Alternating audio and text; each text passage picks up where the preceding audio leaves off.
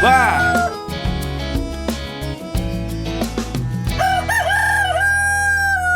Voltando, galera, o que eu quero saber é quando o trigo entrou no Brasil.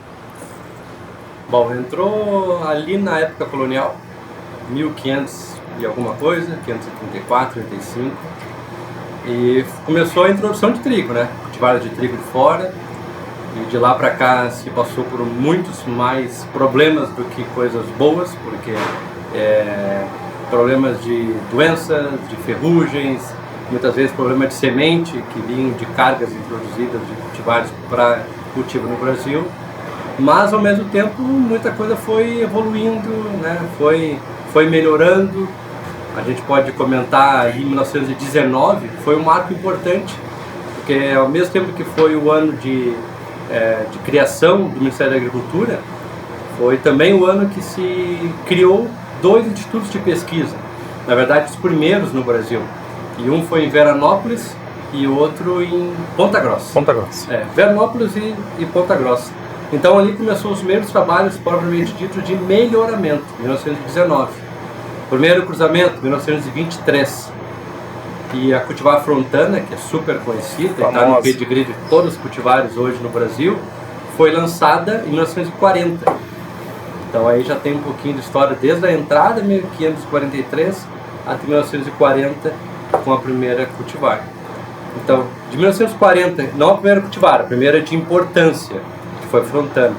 A gente tem a criação da Embrapa, em 1973, que foi a primeira edição de pesquisa pública, e depois foram vindo outras edições de empresa privada, como a UER, em 1989, e aí de lá para cá, muito melhoramento, muita pesquisa. Chegamos no trigo de hoje. Muito gargalo resolvido, né, na cultura para a gente ter o que a gente tem hoje. E a especialidade da nossa Embrapa aqui de Passo Fundo é Embrapa Trigo. Exatamente. Para vocês verem o quanto é importante para a nossa região. Com certeza. Essa cultura. E o trigo difundiu agora, né? Ele não está mais engessado no sul do Brasil e ele está espalhado pelo Brasil. Nos contem um pouco desse trigo hoje plantado. Eu sei de trigo na Bahia, trigo no Centro-Oeste. Como é que está esse trigo? Bom, hoje, se você perguntar para qualquer um que trabalha com trigo, ele vai dizer que trabalhamos para autossuficiência em trigo. E essa autossuficiência, muitos dizem, está lá no Brasil Central, porque tem muita área para se expandir. Lá tem trigo de sequeiro, tem trigo irrigado. Só que a expansão está no trigo sequeiro, tem muita área para abrir lá naquela região para cultivar trigo. Mas Igor, eu como produtor eu posso te falar, existe um desafio aqui também para ser vencido. Exatamente. Porque nós estamos no sul. Então, porque o produtor entende essa linguagem, que está subindo do sul do Brasil, indo do sudeste e agregando áreas. Mas por quê? Porque o trigo é uma cultivar de inverno. Então, para ela se adaptar em climas ainda mais locais do que o sul do Brasil, tecnologia. E outra coisa que às vezes eu vejo muitas comparações. Um parênteses, de inverno para nós. Se tu pegar na Europa, ele não está no inverno, né? Na verdade, o nosso trigo é de primavera. É de primavera. Pois é, inverno aqui para nós no sul. Que o trigo invernal aqui no Brasil não espigaria, não iria florescer. Então, sim, o trigo invernal seria o trigo já tipo Canadá, aquele trigo. Aquele trigo semeado que depois vem a neve, ele fica embaixo da neve, depois ele vem. Ele brota depois da nevasca. Depois da nevasca. Aqui nós temos o trigo de primavera. Nos Estados Unidos tem os 2 tipos de trigo, de quartano. Não, desculpa, Igor, fui eu. E outra coisa que eu acho muito importante de colocar é que a agricultura tropical, as pessoas não entendem às vezes por que um produto é muito questionado, por que um produto é aprovado no Brasil e ele não é aprovado na Europa, ou não é aprovado em zonas que tem um inverno rigoroso. Isso é muito importante de salientar. Locais muito diferentes, porque são muito diferentes. A agricultura tropical, a gente enfrenta altos níveis de umidade, muitas horas de luz solar, muito calor, o que fomenta o desenvolvimento de fungos, de bactérias, de insetos, de N coisas. No entanto, tanto na Europa, na Ucrânia, nem se fala. Nos Estados Unidos, no Canadá, você tem aquele fim de ano, que para nós seria nosso inverno do meio do ano, para eles lá fim de ano, início de ano, que é um inverno rigorosíssimo em muitas áreas. Então, não existe doenças de solo que proliferem nessa condição como as nossas aqui. Exatamente por causa dessa pausa muito rigorosa na temperatura. É neve, são temperaturas abaixo de 0 graus. E isso já é um pesticida natural, um fungicida natural. Então esse questionamento, por que entra aqui e não entra lá? Muitas vezes é por isso, eles não têm Lá não necessita, aqui necessita, né? Nós temos, né? É bem importante, porque quando a gente fala da autossuficiência, que a gente comentou da entrada no Brasil Central, área para se esconder no sequeiro, mas aqui na região sul, a abertura de portas que a gente tem é muito grande. Se a gente entender que apenas 1/3 de quem planta soja hoje planta trigo no inverno, Exato. e aí, como é que fica? Então o produtor precisa um pouco mudar, claro, políticas apropriadas para trigo, mas entender o trigo como um sistema de plantio. Eu acho que uma coisa interessante que aconteceu é que antes tinha o preço mínimo, que na verdade se tornava o preço máximo. Claro. Que era a interferência do governo sobre a cultura. Quando o governo saiu e deixou o meio tritícola se desenvolver e ele ditar as regras, aí não teve mais essa barreira. E nós tivemos a possibilidade de vender por preços melhores porque acompanha o mercado mundial. E isso era uma barreira muito grande, né? É. Edson, por favor, hoje nosso episódio do trigo, eu não vou poder deixar de, como em todo episódio, aceitar aquela cervejinha Weiss. Então eu te peço, por favor. Uma cervejinha de trigo. Mais alguém aceita? Eu aceito. Aceita? Aceito. Vamos. As meninas vão trocar então, Edson, para nós duas. Já falando que o trigo não é só pão e massa. O trigo está na cerveja, o trigo está na alimentação animal. Essa questão da alimentação animal, quando a gente teve um certo aumento aí dos alimentos que vão normalmente para a ração, como a soja, muitas vezes as pessoas perguntam o que se faz com tanta soja, o que se faz com tanto milho, se eu não como milho em latinha e nem como tanto milho assim na praia. Mas você come bife, você come frango e recentemente o trigo passou a ser um personagem mais ativo nessa questão. Vocês podem colocar um pouquinho mais sobre esses usos para nós? Bom, tem vários usos do trigo hoje, né? A não ser o para grão, para alimentação humana. Nós temos a linha do biocombustível, que a gente pode tecer um pouco mais comentários. Temos a linha ração, importante também. Que mais? Temos a linha para pastejo, para propósito. Temos a linha cerveja. Temos a linha de malte, de trigo. Isso aí. Eu gosto muito. Obrigada, meu amigo. Então, cerveja de trigo. Bora. E é bom. Eu acho assim que o trigo está ganhando mais mercado para o agricultor, tendo etanol, tendo exportação, tendo outro consumo, não dependendo só do trigo que vai ser moído, né, para alimentação. Isso aí movimentou muito o mercado de trigo e hoje nós conseguimos plantar mais. Por que se plantava menos? Porque nós estávamos trabalhando no fio da navalha, eu gosto de dizer, que era o custo muito próximo do teu faturamento. Então, para se ter uma ideia, eu fiquei 15 anos sem plantar trigo. Agora eu voltei a ser triticultor com muito gosto, porque eu adoro plantar trigo, eu acho uma das culturas mais bonitas que tem no campo. E o teto produtivo também, parabéns à pesquisa. Muito obrigada. Hoje tivemos esse ano foi um ano ímpar para trigo, né? Foi. Tivemos recorde, né, de produção no Brasil. Chegamos a 9,7 milhões de toneladas, nunca chegamos a tanto. Né? Nós vimos aí um aumento de quase 25% na produção comparado ao ano anterior. Então isso é um dado muito significativo. Nós lá na nossa propriedade chegamos a ter produtividade beirando 100 sacos. Com trigo da OE. Amigo, muito obrigada. Não deixe faltar. Nunca. Né? Não deixe faltar nunca. E dentro dessa linha, o Rio Grande do Sul é hoje o estado que mais produz. Então, pensando em números... Tu diz em total? Em volume total. Em volume E total uma de mudança, produtividade. né, porque era o Paraná. Até Era o poucos Paraná. anos. Não, mas passamos o Paraná. Passamos o Paraná. Passamos o A gente tá Paraná e entrando bastante. aí pra concorrer. Concorrência é uma questão muito saudável. Isso. E a gente ainda tem muitas áreas que ficam em pousio no nosso estado durante Inferno. boa parte do inverno, porque nosso forte ainda é produção de verão. Então a gente ainda tem um espaço muito grande para crescer. E aí que vem a importância dos diferentes mercados. O mercado moageiro, ele tem um papel muito importante, mas hoje ele não consome todo o trigo que a gente tem aqui no Rio Grande do Sul, diferente do Paraná. O Paraná está quase igualitário, quanto produz e o quanto o mercado moageiro apenas consome. No Rio Grande do Sul está muito aquém, tem muito trigo para ser comercializado. Então a exportação, bom, a gente viu nos últimos anos que teve janela para exportação. Essa é uma pergunta que eu queria fazer. Exportamos trigo agora? Exportamos e é um mercado que veio para ficar. Próximo de 3 milhões de toneladas de exportação. Mercado principal, África. Isso aí. Rio Grande do Sul, né, Joyce? Isso, pensando o Rio Grande do Sul. Outros estados, outros locais, vai. Como é que é isso? Hoje, o principal trigo que sai do Rio Grande, que é exportado, sai do Rio Grande do Sul, tá? Principalmente o mercado da África. Já teve alguma importação para atender a demanda doméstica, pensando no Nordeste, que é hoje quem mais importa trigo para processamento, porque é uma via mais facilitada eles importarem do que fazer o transporte do Rio Grande do Sul para o Nordeste. Mas tem trigo lá agora, né? Também. Tá chegando. E faz sentido que seja exportado para a África, porque a África, ainda como um continente com muito a desenvolver, a alimentação das pessoas é baseada em grãos, cereais, e não tanto em carne, porque a carne já é um segundo processo, né? O animal se alimenta desses grãos, cereais e se transforma em carne.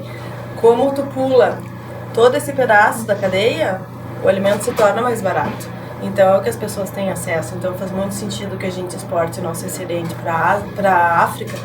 E para nós, por que isso é muito bom? Porque no momento que o produtor... exportação nada mais é do que tu trocar o teu produto por dinheiro. E no momento que o dinheiro entra aqui, é bom para todo mundo, porque o agricultor ele não guarda todo esse dinheiro. Quem dera guarde um pouco, mas ele gasta. Então o dinheiro que eu ganho vendendo meu trigo, ele vem parar aqui no Pães da Adri, ele vai parar no plano de saúde, ele vai parar em escolas, em inúmeros serviços. Novas tecnologias. Então, o dinheiro que é trazido para dentro do Brasil se propaga. Perfeito. Isso é uma coisa boa para toda a sociedade. E a gente está aqui para mostrar as relações do nosso trabalho com a sociedade. Outra coisa que a Josi colocou aqui no intervalo, que para mim tem que ser falado, são as questões afetivas do trigo, do uso do trigo. A minha avó fazia pão, a minha mãe faz pão, e eu, por causa do programa, eu decidi que eu aprenderia a fazer pão. E uma coisa muito legal que tu falou antes sobre o glúten, que a massa do pão tem que ser sovada para desenvolver esse glúten. E eu faço bolo desde muito pequenininha. Acho que a maioria, né, das pessoas começa fazendo um bolo. A mãe chama junto. E eu pensava que o bolo, para ficar bom, ele tinha que ser bem batido.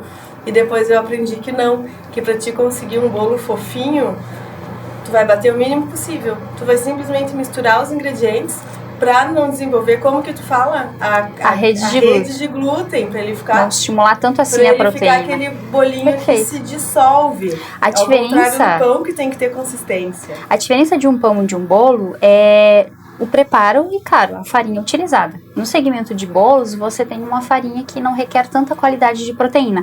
Por quê? Em comparação, o pão a gente tem uma massa mais durinha, mais consistente, a gente chama que ela é mais tenaz. Ela precisa aguentar um processo de fermentação. O bolo não. O bolo é uma massa líquida, quase líquida, né? Então essa é a diferença das duas. A gente quer uma rede de glúten para que a gente tenha o miolo do pão cheio de buraquinhos uniformes que deixa uma textura macia. E no bolo a gente também quer isso. Só que no bolo é diferente. Pela massa ser líquida, a gente tem um outro tipo de estrutura de massa. A gente tem muito mais ingredientes. A gente tem ovo, a gente tem gordura, a gente coloca fermento, a gente coloca farinha, a gente coloca o sabor, seja chocolate, laranja, cenoura. Ai, que delícia. Isso. E no pão não, o pão é muito mais simples. É fermento, água, sal e farinha. Então são massas diferentes que requerem estruturas de proteína. E como o sal muda no sabor do pão? Gente, hoje eu tô sabendo que além dessas receitas baseadas na massa da pizza, na massa do pão, a gente vai ter também, que a Adri vai trazer mais tarde para nós, também o bolo. Então... E isso, tem algo muito interessante nos produtos que estão vindo hoje com mais evidência, que são os produtos de fermentação natural, que a gente chama. Diferente de um pão de rápida fermentação, que vai durar 3, 4 horas, que é o que a gente tem de pão de forma, o pão cacetinho, o pão francês, são de longa fermentação. O de fermentação natural, são de curta fermentação. Os de fermentação natural, a gente também chama eles de longa fermentação, ou seja, você demora 2, 3 dias, dependendo da metodologia que você utiliza, né?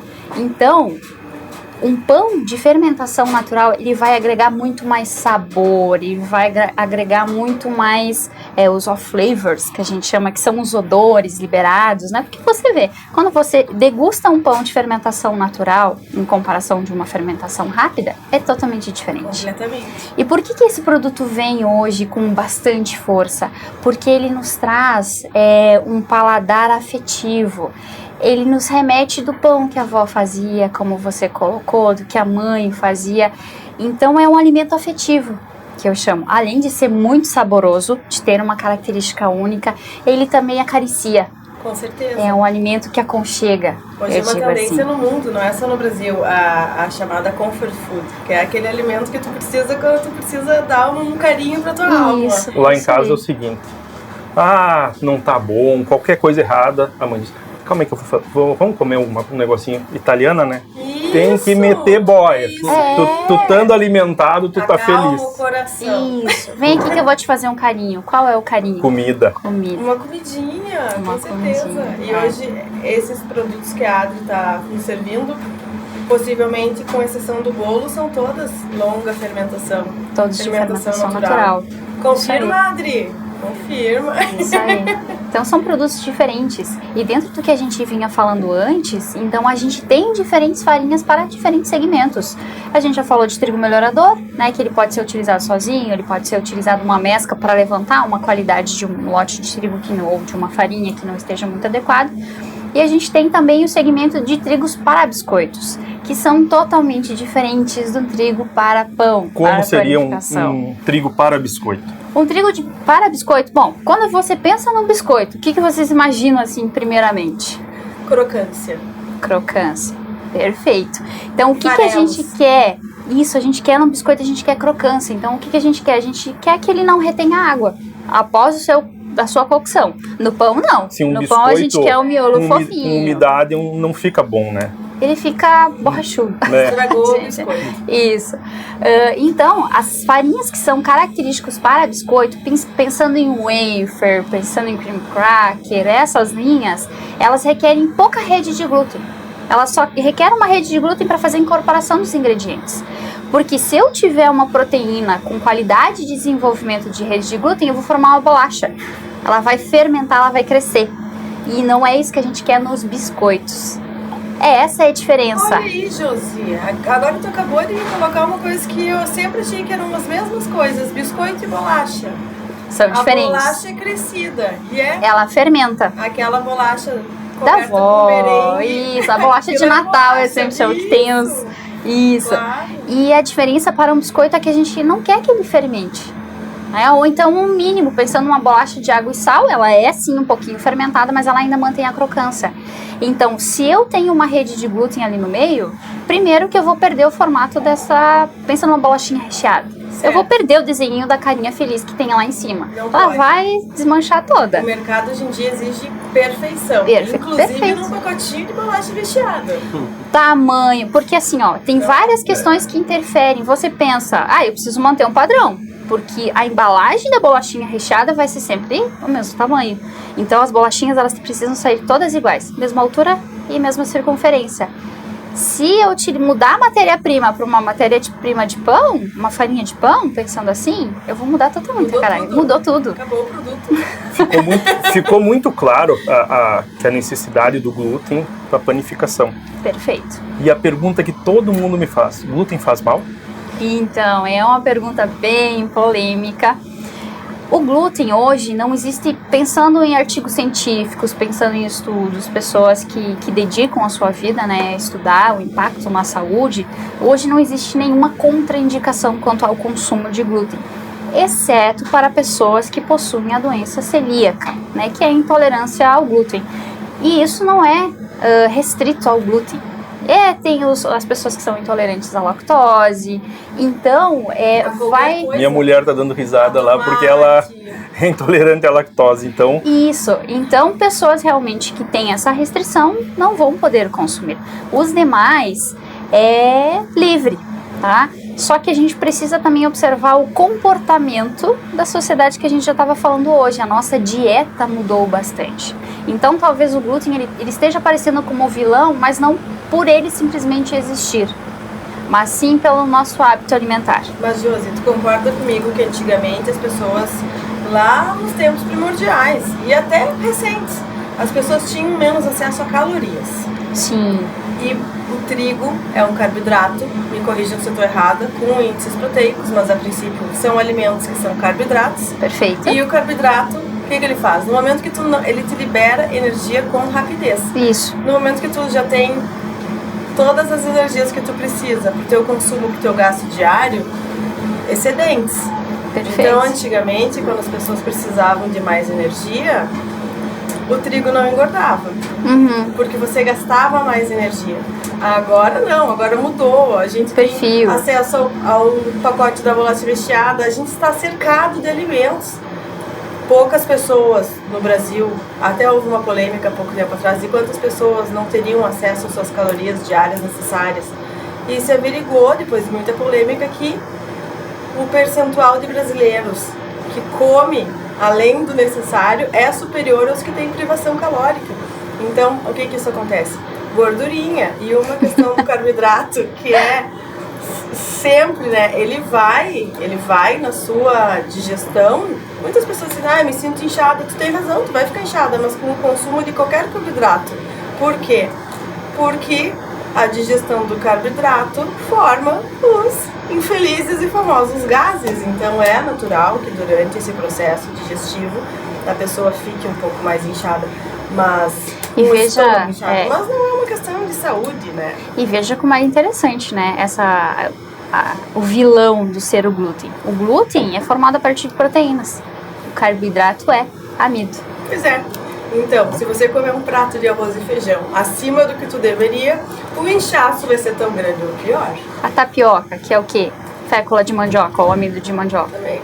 O processo digestivo é sempre o mesmo. Mas aí eu acho que entra o ponto importante, que é a gente entender que tudo em excesso faz mal. E falando sobre essa questão que tudo em excesso faz mal, a Inglaterra, uns anos atrás, estava com uma campanha nos metrôs, porque a Europa também está com esse problema de obesidade, de pessoas, grande número de pessoas com sobrepeso. Então eles estavam, não sei se ainda estão, com essa campanha nos metrôs, que o alimento não mata, o sofá mata. Então, sedentarismo, né? Sedentarismo. Você até pode consumir, quer consumir 3.000 calorias? Beleza, mas tem que gastar as 3.000. Exatamente. E antes a gente tocou num assunto bem interessante, que para mim é muito relevante, porque eu tenho várias pessoas muito queridas que trabalham aqui na Embrapa Trigo. E falando em Embrapa e toda essa questão do domínio do cerrado, que a gente ainda pode subir com o trigo, lembrando de alguns nomes muito importantes na nossa história, me vem o Alisson Paulinelli na minha mente. Da Embrapa, que é uma pessoa que também está muito em evidência, porque ele foi inscrito e concorreu ao Prêmio Nobel. Eu gostaria de Nobel da Paz, né?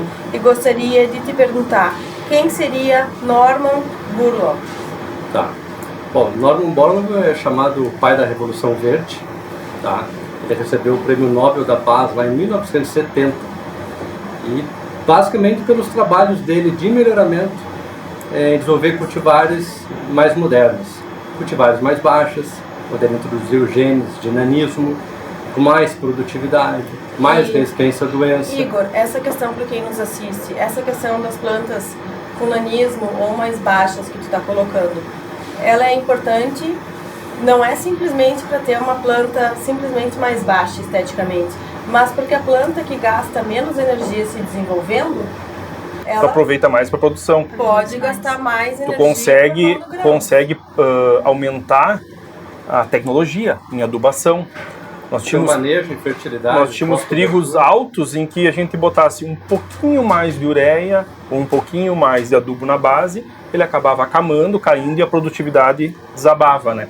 Então, essa genética mais baixa, hoje que nem no soja também mudou muito, reduzir o porte, tu começa a focar no que tu precisa, né? Que é menos madeira, a gente brinca dizendo, e mais grão. E nos Então fala teve essa... mais um pouco sobre a Revolução Verde, porque isso aqui no Brasil foi também essencial. A gente já trabalha com os mecanismos da Revolução Verde já faz muitos anos. Então nos fala um pouco mais sobre isso. Bom, a gente pode fazer um paralelo pensando que isso começou lá após a Segunda Guerra Mundial, onde muitos países entenderam que, olha, a gente precisa trabalhar para resolver o problema de fome no mundo. Que era gravíssimo. Que era gravíssimo na época, né? Então foi em 1945, pós Segunda Guerra, vários países se reuniram, cooperativas na época, e uma das que mais conseguiu se destacar com o empenho de pesquisadores e alguns órgãos de pesquisa foi algo que se desenvolveu lá no México, que hoje é o que a gente tem, é o CIMMYT, que é o Centro Internacional de Melhoramento de Maíz e Trigo e Milho. E o Norman Borlaug, que é um americano, agrônomo, melhorista, que começou os trabalhos lá e desenvolveu as cultivares, muito famosas na época, e como ele ajudou certamente a resolver muito a fome no mundo, ele recebeu o Prêmio Nobel da Paz. Que legal. Então, até hoje, muito conceituado e um dos pesquisadores mais famosos por esse feito, né? Porque ele nos ajudou a garantir segurança alimentar. Exato. Parece tão simples hoje. Tu chega aqui na Pães da Águia e tu tem todos esses alimentos maravilhosos. Parece que eles já nasceram ali. Chega no supermercado, parece que todas aquelas gôndolas cheias também sempre estiveram ali, porque para ti elas sempre estiveram. Mas todo o sistema, todos os mecanismos que tem que funcionar corretamente para aquelas gôndolas estarem cheias são inúmeros. Então, enquanto a gente está aqui degustando nossa cervejinha de trigo, nosso pãozinho, existe alguém trabalhando para nos garantir segurança alimentar. E no caso das guerras, são momentos onde as pessoas passam por muita privação. Primeiro, porque a logística fica completamente atrapalhada, não existe mais logística. Nos esforços de guerra, as pessoas que trabalham no campo param de trabalhar Para guerrear. ou vão diretamente para a guerra. Não chega insumo, não chega defensivo, o sistema para. E, inclusive, hoje em dia, você não precisa de tantos dias assim parados, da agricultura parada ou de um sistema parado, para que venha faltar alimentos. Para colapsar, né? Então, os estoques mundiais sempre estão no limite. Muito curtos. Então, essa sensação de segurança que a gente tem, de chegar no mercado e ele estar sempre bem servido, pronto para nos servir, é um tanto ilusória. Esses alimentos não nascem na gôndola. Então, estamos todos aqui... E de qualidade, né? Porque se a gente pensar o pãozinho que a gente come hoje, totalmente diferente do pãozinho que a gente comia 30 anos Porque atrás. a segurança alimentar não é apenas quantidade adequada de calorias. É quantidade adequada de alimentos com segurança e qualidade, quantidade/qualidade garantidos. Segurança alimentar caminha junto com paz, né? Exato. Quando se priva um povo de alimento, isso aí foi histórico, né? vai Geram-se em guerras, né? Exato. Então isso é fundamental. Aí parte uma revolta do povo, da população. Ninguém quer passar fome, né? E Nem esse nós. trigo de qualidade que a gente produz hoje é um trigo conceituadíssimo no Brasil. Essa é uma pergunta que eu queria fazer. Tinha um paralelo que se fazia assim, não, o trigo argentino tem mais qualidade, por isso que se compra muito trigo de lá. Como é que tá isso aí? Hoje eu sei que nós temos cultivares top. Explique um pouco disso. Tá. Bom, a qualidade hoje do trigo produzido aqui no Brasil é, no mínimo, do mesmo nível do trigo argentino. Talvez até melhor. Tá? Hoje nós temos, graças ao melhoramento genético, cultivares que conseguem entregar uma qualidade industrial em altíssimo nível. Onde é que está, o que está por trás disso? Se a gente entender também o ambiente argentino. Vamos pensar em duas cultivares, a mesma cultivar, produzida aqui e produzida lá. Qual delas vai dar maior qualidade? Talvez a Argentina, a produzida lá. Por quê? Por quê? Porque o ambiente da Argentina te propicia mais qualidade. Seja um ambiente de clima, onde não chove na colheita, você não tem problema. Um ambiente relacionado à fertilidade Do solo. que é melhor que a nossa. Então, que consegue fazer com que você tenha uma entrega de micro e macronutrientes melhor para produzir uma qualidade final mais desejável. Então, pensando na mesma cultivar, lá vai entregar mais. Porém, hoje nós temos genética que entrega tanto ou mais qualidade do que as cultivares lá entregam. Que bacana. E dentro dessa linha que o Igor nos trouxe, tem muito esse conceito de que o trigo brasileiro não dá pão e tal. Ele veio porque, que nem você colocou antes, lá nos anos de 1967 até os anos de 1989, 90, era o governo que regulava toda a entrada de trigo, saída de trigo, você pode moer tanto, você pode comercializar Cotas, tanto. né? Cotas, perfeito. Então, o produtor estava amarrado, melhoramento genético tinha-se a partir da Embrapa, mas era um sistema muito engessado, você não tinha possibilidades. Então, o trigo que a gente tinha aqui no Rio Grande do Sul tinha uma qualidade. E aí o trigo que vinha da Argentina, dentro do contexto daquela época que o Igor trouxe, ele tinha uma qualidade maior, porque é um ambiente diferente. Dentro da livre concorrência do mercado, onde Perfeito. o produtor quer investir mais na sua área para ganhar mais lá na ponta. Isso. Então, E aí, em 89, a UR surgiu dentro desse cenário, quando o governo liberou, né, para que o setor se organizasse da melhor forma possível, que aí começou a surgir novas cultivares que teriam aptidão para serem plantadas no Brasil com qualidade, e isso só vem crescendo. Se você pensar, são 30 anos, né, de 90 até agora, um pouco mais de 30 anos. É pouquíssimo tempo. E olha o salto de qualidade que a gente tem no Brasil. Hoje, muitos moinhos do Rio Grande do Sul não trazem mais trigo de fora. Eles trabalham só com trigo nacional. Que legal. E isso, satisfeitos, conseguem atender o seu cliente de indústria de alimentos perfeitamente. Na Então, década de isso- 2000, né, Josi? Na década de 2000, vamos lembrar, até meados de 2000, o trigo produzido aqui, as cultivares que eram produzidas aqui, era uma qualidade branda, qualidade doméstica. Isso. Então, nós também não tínhamos qualidade para entregar de alto nível. Faltava um ganho genético em qualidade Que trial. hoje nós temos. Que hoje Que nós hoje temos. Então, por isso é que lá entregava mais. Né? Hoje a realidade é diferente. E agora, além de produzir para alimento, além de exportar, nós temos os biocombustíveis. Tem o etanol de trigo. Queria que vocês comentassem um pouco desse braço aí de consumo que o trigo vai ter. Perfeito. O etanol de trigo, ele veio como mais uma forma da gente conseguir segurar o nosso trigo aqui no Rio Grande do Sul e trabalhar ele, beneficiar e achar mais uma via de utilização para ele. Agregando mais valor. Além de indústria, além de exportação, a gente tem agora o processamento pensando do trigo do Rio Grande do Sul internamente, tá? Então, o que um trigo, pensando em etanol, precisa ter? Qualidade, mais uma vez. Não pode ser um trigo chuvado, ele até pode ser, só que ele vai ter um desempenho. seria um trigo chuvado? Trigo que germinou na lavoura, né? Um trigo que teve uma perda de qualidade lá na lavoura porque ele estava pronto e não conseguiram entrar, colher e choveu, e aí Germinou na ele tem... espiga. Germinou no Isso, campo. porque todo trigo germinou na lavoura, graças a Deus. Então a gente tem que explicar para o nosso público que ele germinou na espiga. Isso. Exatamente. Um parênteses, o malte, que a gente gosta tanto da cerveja de malte de trigo, ela vem de um trigo que passa por um processo controlado de germinação para se gerar um malte de trigo. Diferente. Então, pensando em indústria, indústria de alimentos, ele não é desejado, mas já para cerveja, quando é controlado, São os mesmos cultivares que vão para etanol e para produção de grãos, grãos para moagem.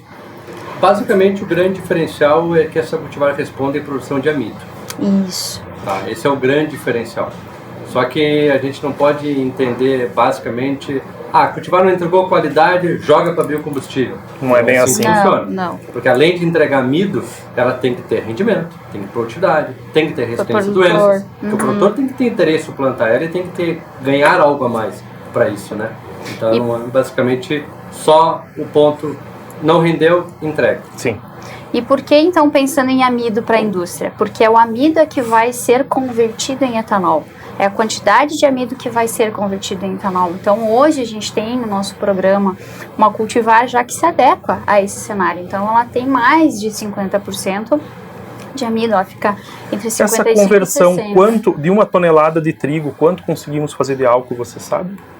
De trigo, a gente tem a conversão de 1 tonelada entre 380, 400, 420. Litros de álcool. Litros de álcool, isso. E outra coisa que eu acho muito interessante salientar é que agora a sustentabilidade está também muito em voga. A questão do combustível fóssil, por exemplo. No momento que ele é retirado, extraído da fonte dele, do subsolo, e ele é queimado, não existe ciclagem. O que foi emitido, está emitido. Tu vai ter que retirar da atmosfera com outros recursos. Agricultura, né? Com a agricultura. O que a planta faz? Carbono. Exato. O que a planta faz quando ela está se desenvolvendo? Sequestra ela carbono. sequestra esses gases, o CO2, na verdade o carbono. Então, por que o combustível bio, que vem das nossas lavouras, ele é tão interessante? Porque ele é um ciclo sem fim. No momento que você produziu o carbono na queimada daquele combustível, imediatamente você já está com outra lavoura plantada para fazer mais etanol, absorvendo aquele chamada CO2. Fonte renovável, né? Fonte renovável. E tu está sempre ciclando. E é um ciclo perpétuo. E tem Pra outro ter mais, tu aspecto. vai ter que reter mais. Então, tu está sempre aqui. Equilibrado. Né? Tem Sempre esse aspecto equilibrado. ambiental que é muito importante hoje, né? Pensando em combustíveis renováveis, e tem também um aspecto econômico envolvido. Claro. Porque hoje quem abastece o nosso mercado de etanol vem do Brasil Central, né? Vem de São Mais de Paulo. cana, tá? né? Isso. E pensando que a gente vai produzir etanol a partir de trigos do Rio Grande do Sul para alimentar o mercado de combustíveis do Rio Grande do Sul, a gente deixa de mandar a matéria-prima para fora, ou então deixa de trazer esse combustível de fora e retém toda a carga tributária dentro do estado. Isso aí. Que é ótimo. E o que acontece? Bom, eu tô tendo tributos, o produtor paga tributos, né? A empresa que faz processamento também paga tributos. Quem vai consumir esse combustível também vai pagar tributos. Só que isso vai voltar para a população. Ele não vai estar lá em São Paulo, ele vai estar aqui no Rio Grande do Sul. Vocês já importantíssimo. repararam que o símbolo do reciclável, eles são 3 setas, uma na cola da outra, e são 3 por quê? Tem esse símbolo do ciclo embutido, que a setinha é uma colada na outra, e a sustentabilidade, ela vem em 3 eixos. O econômico, que nós temos com o trigo, Sim. o social, que nós temos com o trigo, porque a gente precisa de N pessoas empregadas processando esse trigo e fazendo gerar dinheiro aqui na cadeia, e o econômico, porque então ele se paga ambientalmente, socialmente e economicamente. Por isso as 3 setas. Então, o trigo tá. Então, um brinde ao Parabéns. trigo. Um Um brinde brinde ao ao trigo. trigo. E um brinde à cadeia que faz tudo isso girar. Isso aí. E os apaixonados ao trigo. A nossa. E agora, para fechar, eu gostaria primeiro de agradecer os nossos convidados, que agora já são nossos amigos e habituês da casa, assim como nós. Nossos patrocinadores. Nossos também Bayer, patrocinadores. Pioneer, Jato. Isso Tamo aí. junto. Nossos apoiadores também, que estão sempre conosco. Então, para fechar, agora a nossa querida Adri vai nos trazer um brownie feito com uma farinha para bolo. Muito bem. E um cafezinho pra gente encerrar, porque afinal o trigo também é isso, é saúde e é prazer na alimentação. Que lindo! Muito obrigada, amigos. Ah, E consegue um cafezinho pra nós? Pra acompanhar? Um bolo com um cafezinho. Muito É obrigada. muito bom. Que alegria tê-los aqui, pessoal. foi bem bacana. Nós agradecemos o convite em nome da empresa, satisfação muito grande poder participar, falar um pouquinho do que a gente gosta, do que a gente trabalha e do que a gente ama. Isso aí. E a gente ama o que a gente faz. Como pessoas apaixonadas Obrigado. por trigo, é uma honra poder participar aqui com vocês. E bom, a gente ficaria conversando com vocês aqui a tarde toda. Ah, De que tão bom. gostoso que foi. Então, Essa é a muito ideia do nosso obrigada programa, que pelo os convite. convidados se sintam em casa, né, no nosso bar. Muito Com obrigada. certeza, nós que agradecemos. Obrigado.